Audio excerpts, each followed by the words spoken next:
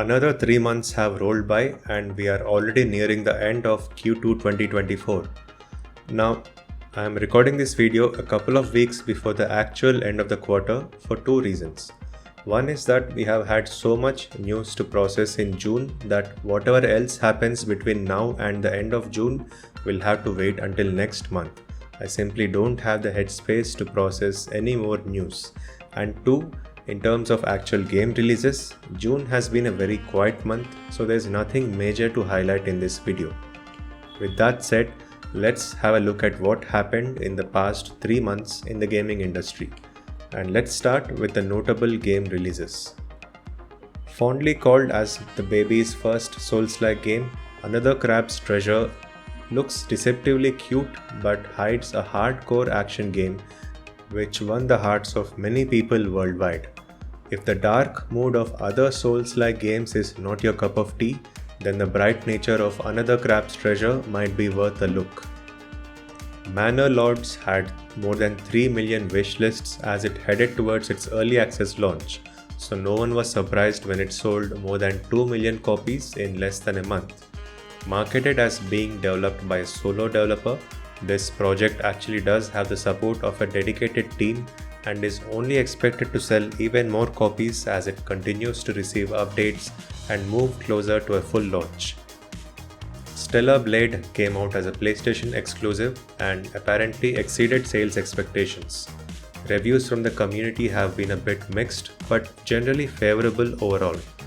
The game has enough flashy action to keep the players interested till the end, although the character models got a bit of criticism for how they looked. Everyone knew Hades 2 was going to launch in early access in May, but no one knew when. So each day there was great suspense and anticipation. Then finally on the 6th, Supergiant Games said, "Here you go," and away we went. I immediately spent more than a dozen hours on this game and it was worth the wait. Now comes another long wait before the first major update for the game comes out later this year. This cinematic adventure from Ninja Theory got decent reviews, but sadly not much recognition from the larger gaming community. It was perhaps partially due to its dark theme and partially due to its short runtime. So, Hellblade will continue to be a niche franchise that will thrill a small group of people but will largely be ignored by everyone else. This was another roguelike title releasing in early access in the same month as Hades 2, but what made this game notable was that it was something that no one expected. We already had a Prince of Persia game coming out this year, so to have another one come out in the same year was a huge surprise. Sure, it is still in early access and will take a while to smoothen out its rough edges, but the Prince of Persia community was very happy to have something new to play without having to wait for another decade. The larger gaming community always likes to joke that Destiny 2 is a dead game, but in reality, with every expansion, the game briefly becomes one of the most played games on every platform. This year's launch was no different, with the final shape generating huge interest in the community for being the expansion that would wrap up a 10-year storyline in the franchise.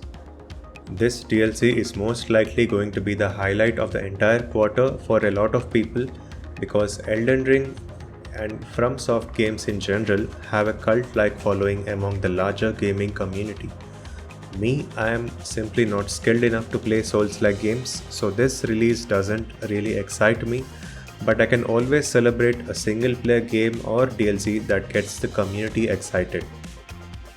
Now let's move on to what else happened during this quarter. June of course saw a lot of gaming news come out in the many game showcases that were held. I have already made a video highlighting those showcases.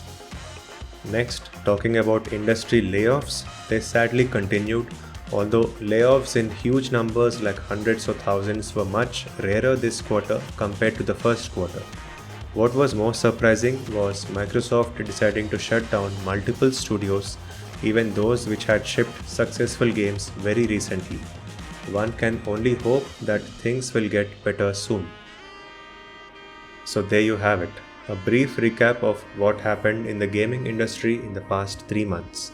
That also wraps up the third season of QC Done. Thanks for watching and see you in the next season.